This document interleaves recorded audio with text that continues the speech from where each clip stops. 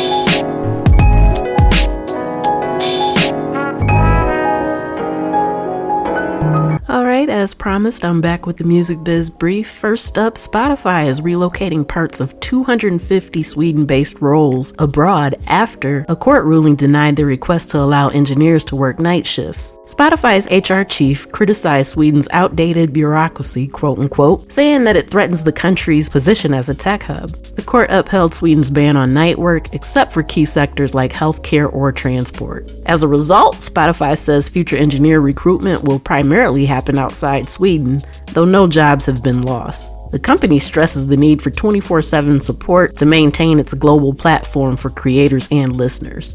Next up, Spotify is expanding the beta test of its music video feature to 85 more markets globally, offering premium subscribers access to a limited catalog of videos from artists like Doja Cat, Ed Sheeran, and more. However, the US and Canada are not included in this rollout. The new feature allows users to seamlessly switch between audio and video with the switch to video toggle. First launched in March, the music video feature will now reach 97 markets, with more areas to follow soon. Premium users can check availability by looking for the toggle on supported tracks. Alright, YouTube has launched its autumn refresh, introducing over 24 new features across its services. Notable updates for musicians include enhanced collaborative playlist options, allowing users to create and share playlists with personalized artwork, including AI-generated images. Later this year, fans will be able to vote on videos within playlists, potentially letting artists engage with their audiences more interactively. Additionally, YouTube's introducing gamification elements with badges for superfans, celebrating milestones like being among the first paid members of a creator's channel or top listeners of favorite artists. Next up, recent reports of a sharp decline in U.S. vinyl sales for 2024 are being challenged by the Vinyl Alliance. Billboard's data showed a 33.3% drop in sales, but the Vinyl Alliance claims this is due to changes in how Luminate, which is Billboard's data source, reports physical media sales. The Alliance argues that the accurate year-over-year comparisons aren't possible under the new model. In fact, adjusted figures suggest U.S. vinyl sales have actually grown by 6.2% so far in 2024. This aligns with the RIAA's mid-year report, which showed a 10.7% increase in vinyl sales and a 17% revenue boost. So if you've been a long-time listener, you know when we've actually talked about how the reporting was going to change things and make it look like sales were lowering. Seems like many people have forgotten about that, so yeah, watch out before you hit that share button on that initial report, because it's not exactly as it seems. Ticketmaster is facing a proposed class action lawsuit after a hacker group, Shiny Hunters, breached its database in April, exposing the personal information of up to 560 million customers. The breach, which included names, addresses, credit card details, went undetected for nearly 2 months, and impacted users weren't notified until 4 months later. The lawsuit accuses Ticketmaster of negligence, failing to implement proper security measures, and not ensuring its cloud vendor, Snowflake, protected users' data. This attack is part of a broader trend of cyber attacks targeting media and telecom companies, with Ticketmaster now facing potential damages of at least $5 million. Live Nation's CEO recently voiced support for capping ticket resale prices in the US, proposing a 20% limit on resale markups. Speaking at Bloomberg's Screen Time conference, he explained that while Ticketmaster once profited from resale, growing criticism from artists and fans led to a shift. Live Nation now supports artist control over ticket reselling and favors regulation of secondary markets. He also highlighted ongoing changes with bots targeting ticket sales contributed to overpriced resale and platform issues, such as during Taylor Swift's 2022 ticket fiasco. Alright, and Triller has finally gone public after merging with AGBA, debuting on NASDAQ under the ticker symbol ILLR. Despite the hype, Triller's stock dropped 20% and the company's market cap is now around $705 million, far below the initial $4 billion target. Their financial issues persist, including $23.6 million in unpaid music licensing fees. Independent artists may want to keep an eye on how this affects the platform moving forward. Alright, next, Universal Music Group has fully acquired the independent music powerhouse, I believe it's Pius. I didn't realize until now that I've never actually said it out loud, but they're buying the remaining 51% of shares. So this includes Pius's label service division, Integral, which will merge with UMG's Virgin Music Group, while Pius Label Group will remain an autonomous division. Its co-founder Kenny Gates will stay on as CEO, continuing the 40-year commitment to supporting independent artists. Despite the ownership change, Pius assures its artists and partners that its values and operations will remain intact. Hopefully that's actually how that goes. Alright, and finally, Apple Music has launched a new feature called Set Lists. that allows artists to create playlists from their concert set list to promote live performances. This feature integrates with Bands in Town, helping artists to share their concert experiences and upcoming tour dates. Artists can easily assemble playlists for individual shows or entire tours, which will be published on their Apple Music and Shazam profiles. The tool allows for social media sharing, accommodating cover songs and collaborations. Set lists aim to strengthen the connection between artists and fans while providing valuable promotional tools for independent artists. Alright, I'm going to take a quick pause for the cause, and then right after that, I'll be back with my special guest, Christen to discuss defining success beyond mainstream fame and more. Keep it locked.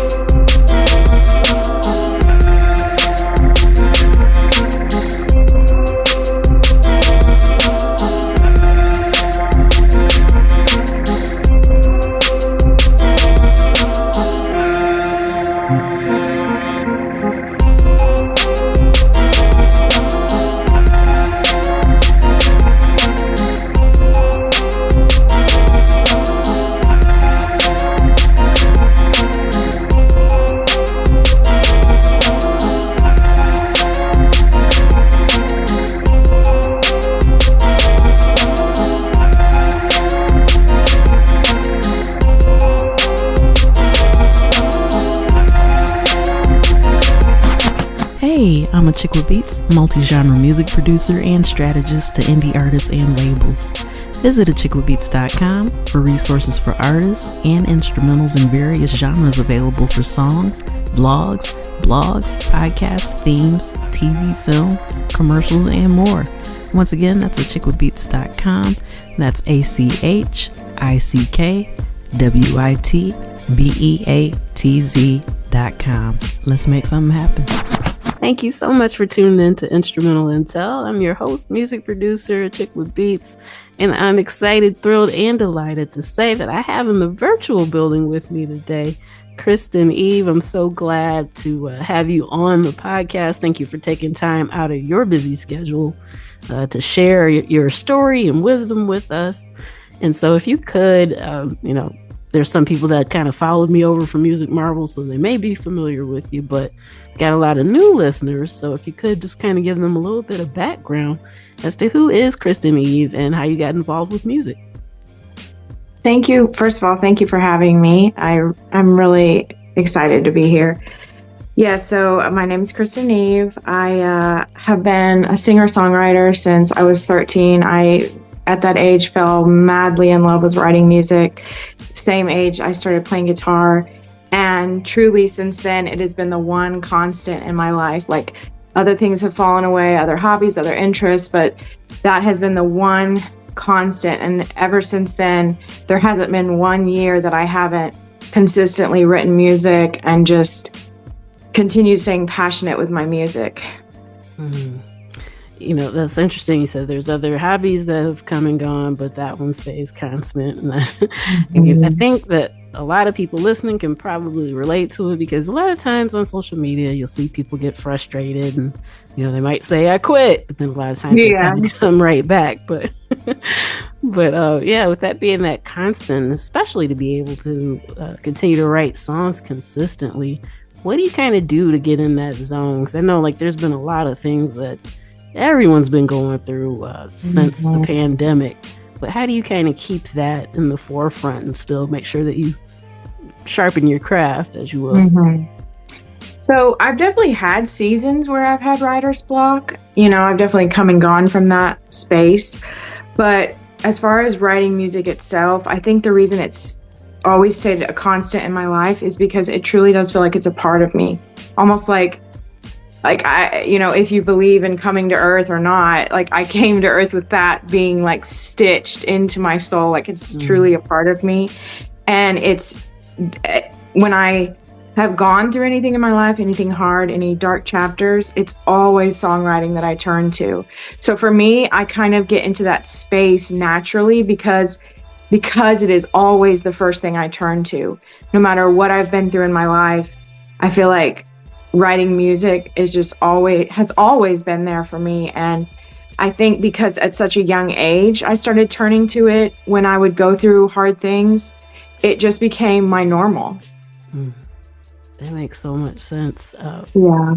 I think a lot of times as we introduce our art to more people, it can be kind of easy to forget that it's also therapeutic.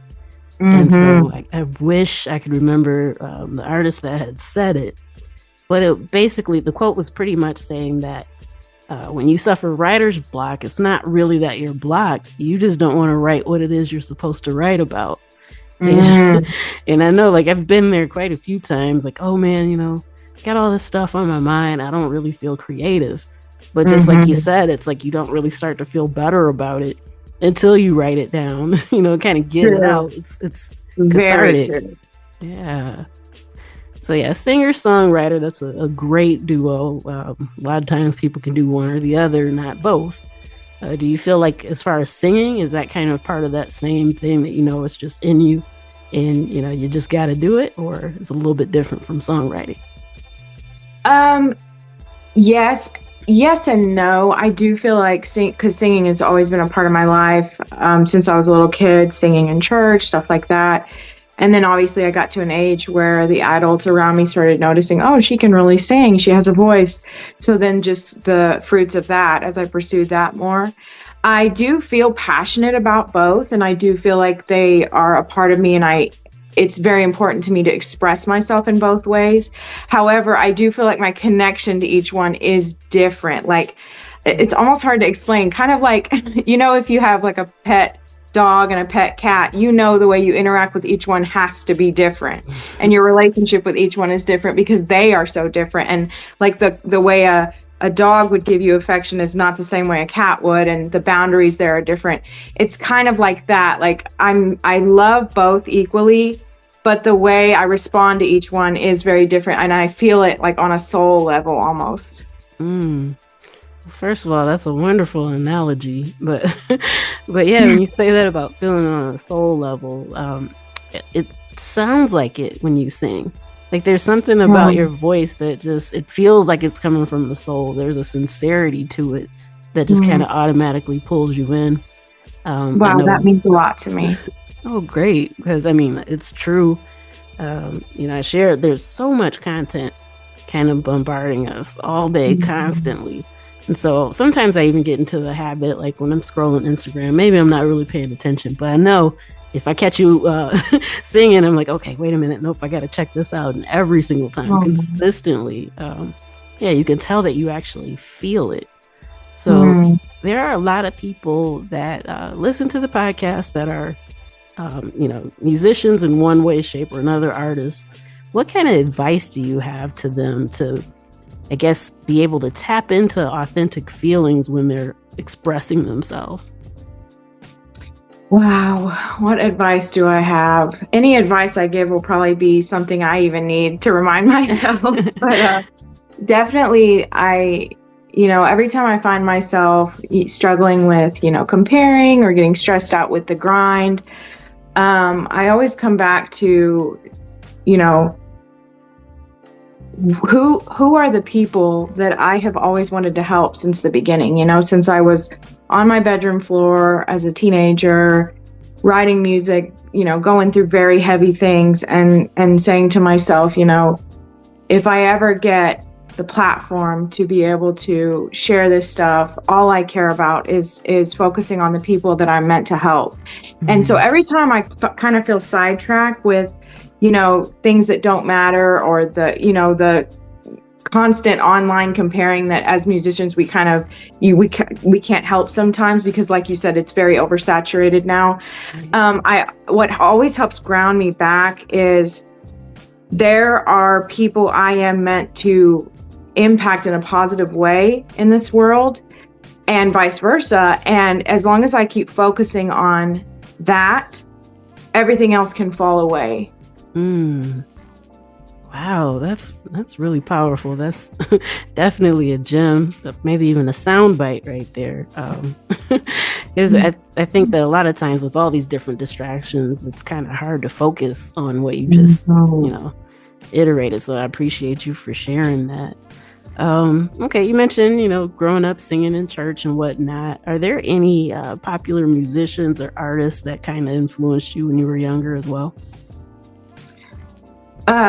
Well, I kind of grew up in a very strict religious environment. So there was a lot of music and artists that were off limits. However, that did not stop me from sneaking around listening to their stuff. It actually made me drawn to it even more.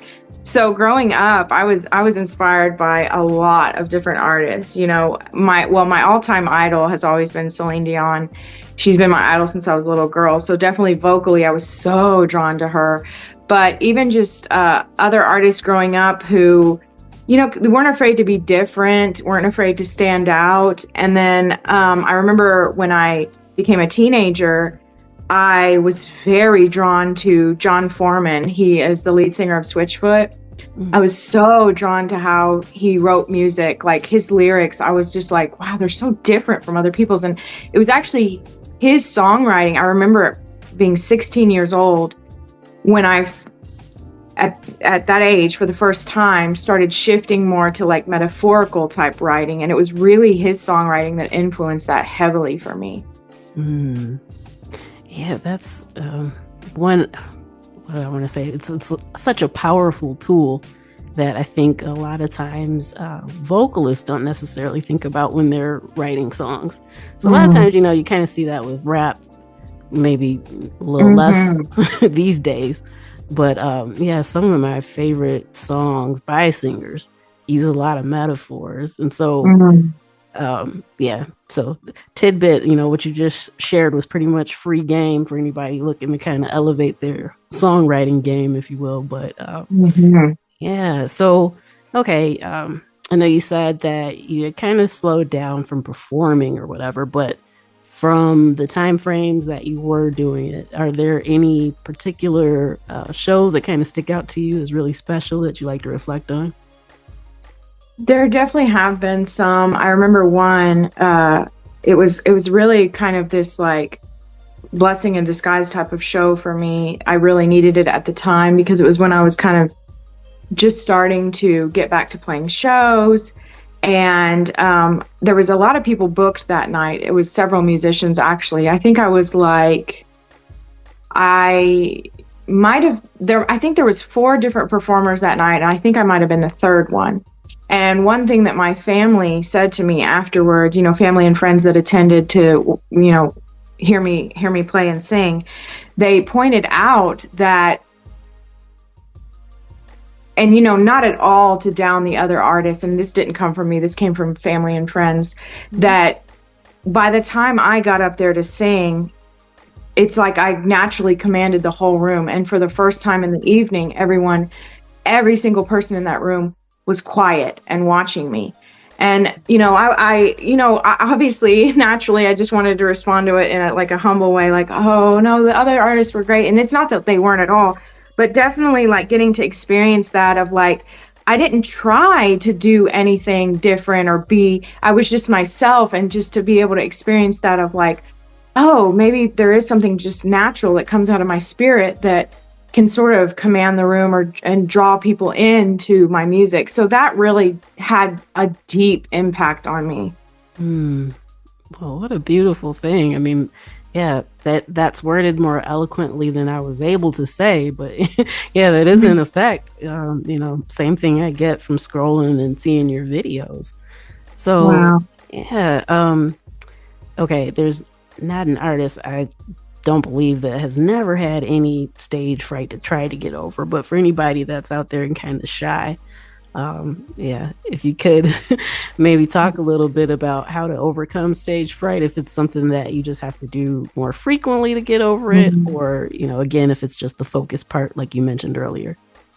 If anyone has the secret for getting over stage fright, please call me because I definitely do not. And I will be the first to admit I struggle with that because I struggle with anxiety pretty bad. So every single show I've played, I have been a nervous wreck prior. I will say I kind of was better in my teens and early 20s. I kind of had more like, what would you call it? Just sort of like being able to put stuff in the back of my head and just get up there and do it.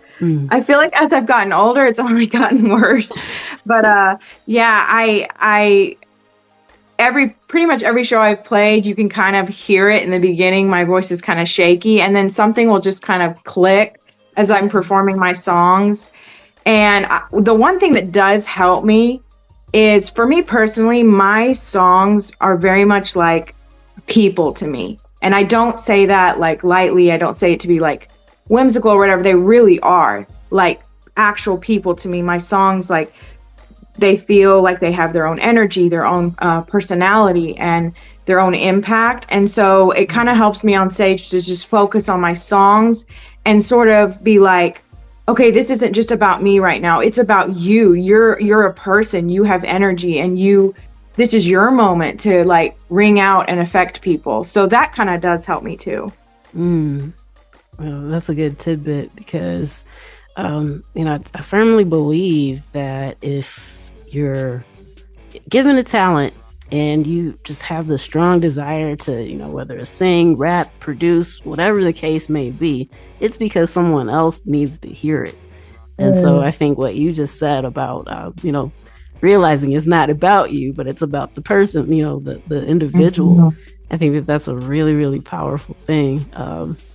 Yeah, I have to try to remember that because I know, I mean, My stage fright is kind of to the point to where even when I'm recording in private, as soon as I hit the record button, I kind of automatically get in my head about it. But then, Same. yeah, it's just, yeah. And I it's, feel you on that. I'm the same way. Like I can be washing dishes and my voice is just ringing out. And I'm like, oh, why can't I sound like this when I'm recording? Because as soon as I hit the record button, my brain's like, well, I'm out. right. Yeah, I wish there was just some kind of switch. But yeah, that's a really good thing to just kind of turn it back to recognizing that each one has a purpose. And so, yeah, you never really know who you're kind of serving with that. So yeah, that's really, really great advice. Um, from the time that you were young and you realized that music was going to be a part of your life until now, what was the exact turning point? Like when you recognize this is just about, like this is a part of me. There's no way that I'm not going to do this. Was there a specific moment in time that helped you recognize that? That's a really, really great question. Well, I know that, I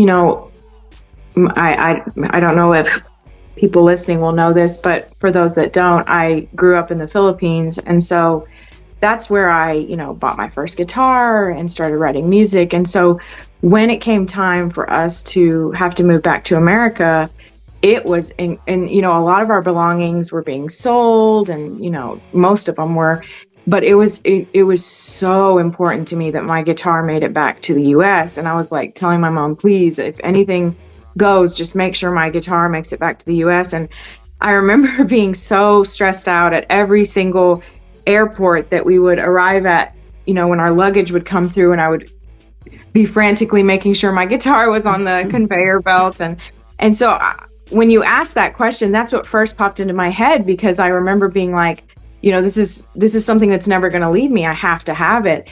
And, even moving back here, even though I was in a different country, a different space, a totally different environment, dealing with culture shock, the songwriting never went away. It was still with me. It evolved even stronger and bigger.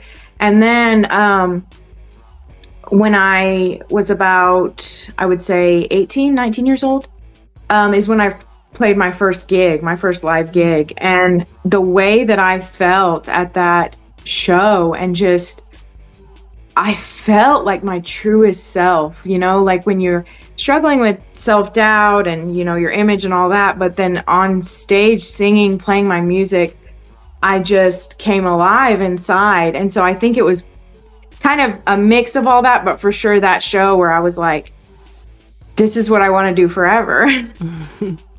Wow. That's really impactful. Like to think, especially like once you recognize every single time you're looking like, where's my guitar? Where's my guitar? It's like, oh, where's my baby? I need it. Yeah. Yes, I can feel that. That makes sense. Okay, well, since you mentioned growing up in the Philippines, how do you think that in itself has kind of shaped your creativity? I mean, the sharp contrast between there and the U.S. has to play a huge part, I would think. Yeah. Well, as far as my passion for music, I definitely think growing up in the Philippines had a huge part in shaping that in me, because Filipinos love all kinds of music. And it was kind of funny because there was I think a comedian that had mentioned that people were asking, oh, does the Philippines even know about this artist? And I chuckled so hard to myself, because I was like, are you kidding me?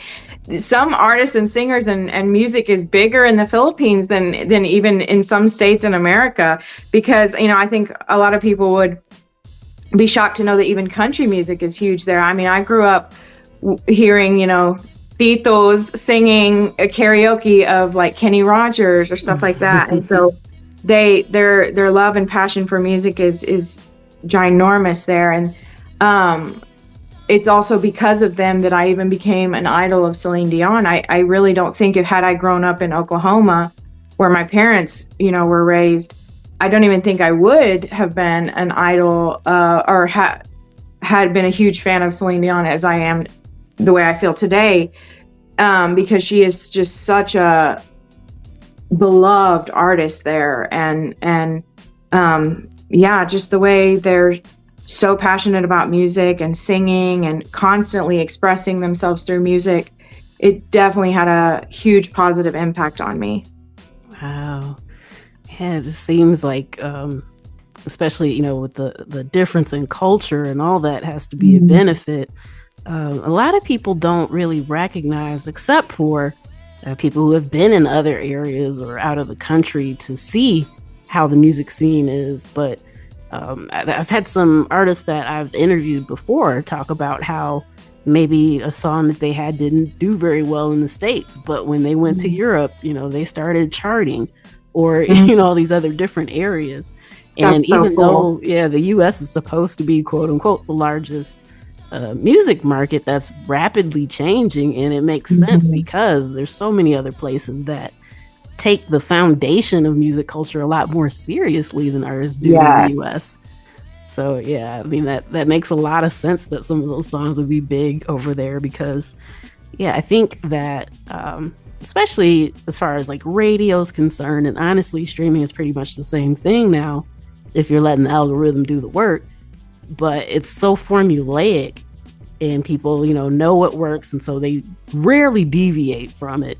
So yeah, I think it's kind of interesting that in other areas you get to see some of that foundational stuff that made the genres popular to its core. Yeah, Definitely.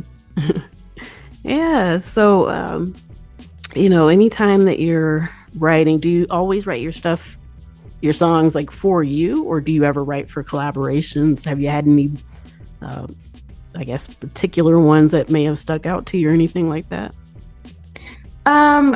Just because of like living in Oklahoma, and then, you know, I had seasons in my life where I struggled with like mental health and stuff. I pretty much was kind of in isolation for a lot of years. So I really didn't collab as much as I would have loved to, but I did write a song with my cousin years ago, and I just loved that experience, jamming with him and writing music. And then also I have a friend in Davao City in the Philippines, and we actually wrote a Bisaya love song together years ago. And so, yeah, like both experiences, loved it, loved the experience of, you know, throwing ideas back and forth. But for the most part, I've written alone all these years, and yeah, like I love both experiences. As far as like who I write for, I would say most of the time, yeah, it is for myself, in the sense of like working through whatever I'm going through, getting it on paper.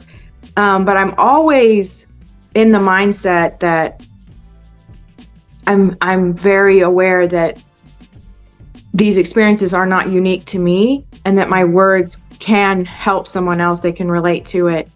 And then there are the rare times when I just want to write, you know, purely from a storyteller point of view, and just write something that's just, you know, creative and unique, just storytell that has nothing to do with me. And even then, like sometimes months or years later, I'll listen to the song back and I'm like, maybe that still had something to do with me. I wasn't aware of it at the time. Wow. You know, I've had those similar experiences, to where, you know, it's something else that sparked it. And then I just kind of go with what I feel like the story's kind of telling me to say next. But then you're right. It's like years later, I listen back like, wait a minute, this sounds like this one situation that happened, you know, years ago, or whatever the case is. It's always, yeah, I really thought that I was the only person that happened to. So that's comforting to hear. So yeah, with that being said, you know, it's always challenges, I guess, being in the music arena, especially when you're working with other people or performing, or, you know, trying different things. Setbacks are definitely a part of it, or rejection. If you've ever experienced anything like that, how have you come back from it?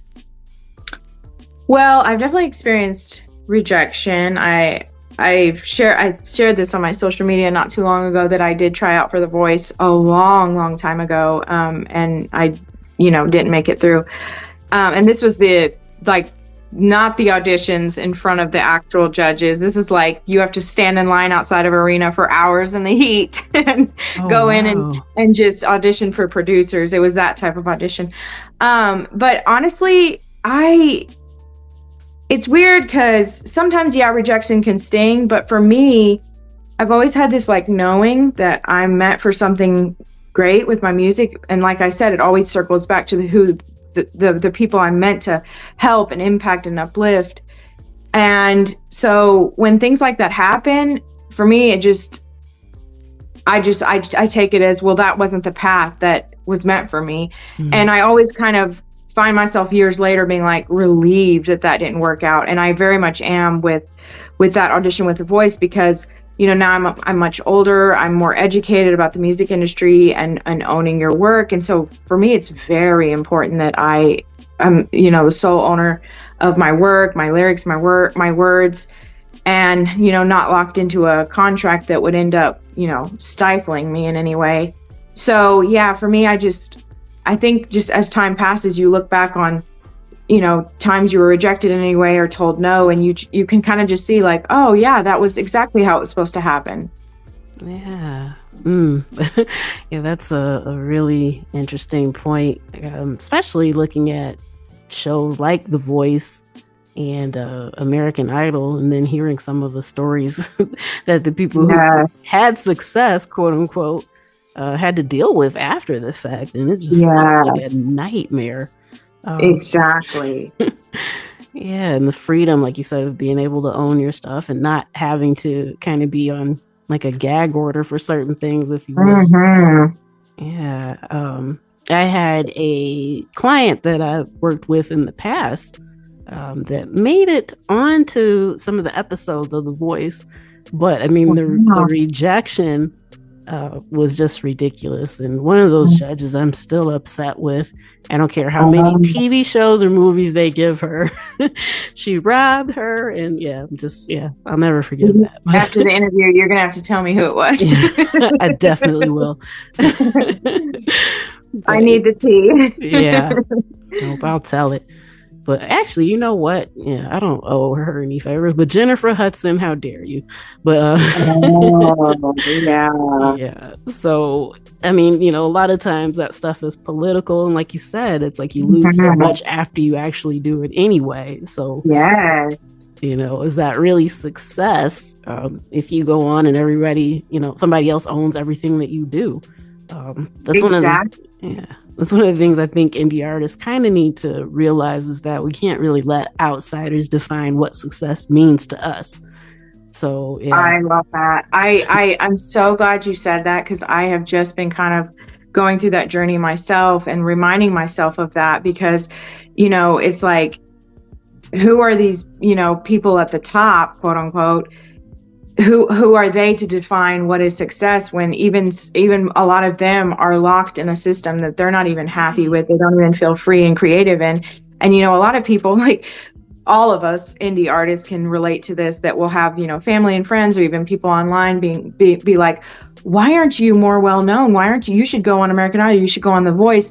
And I know they mean well. We all know they mean well, but sometimes we have to sort of chuckle to ourselves and be like, why do you think I want that path? It doesn't mean I'm not successful or doing a great job in this world if I'm not on that broad scale. It doesn't define success, Yeah, absolutely. Because, and that's another thing too. A lot of times people kind of get that in their heads, and then they kind of force it on the artists. I know I get like random messages where sometimes they'll be like, oh, you should be more known. Let me introduce you to X, Y, and Z. And it's like, how are you offering me advice when you never even asked me what my goal was? Exactly. That's the quickest way that like I'll just kind of shut it down. Because like, if you were actually caring about me and what I should be doing, you'd say, hey, is this something that you're interested in, instead of just assuming. So wow, that I relate to that so much. I'm so glad you said that. Yeah, it's just beware of people who don't ask you for the goal, but they want to tell you where you need to be. But exactly. Yeah. So Looking at the clock, it's kind of winding down. I've had a great time, and I really hope this is just the first of many that you come back to the podcast again. Oh, me too. I would love to. All right. So, are there any, final thoughts that you want to leave the listeners with, or if you want to give a thank you or shout out to anybody or whatever, you can do that at this time. And also, please make sure that everybody knows where they can connect with you to be able to keep up with what you've got going on musically. Thank you so much. So first of all, I just want to say thank you to you again for having me. I truly, just like the first time we spoke, I love talking to you. You're a great host. You just, the flow of our conversations always unfold so beautifully. So thank you for that. If I could give a shout out to my mom and my boyfriend, they're like the most supportive, positive, uplifting people in my life, and they've literally never doubted me regarding my music. So thank you to them.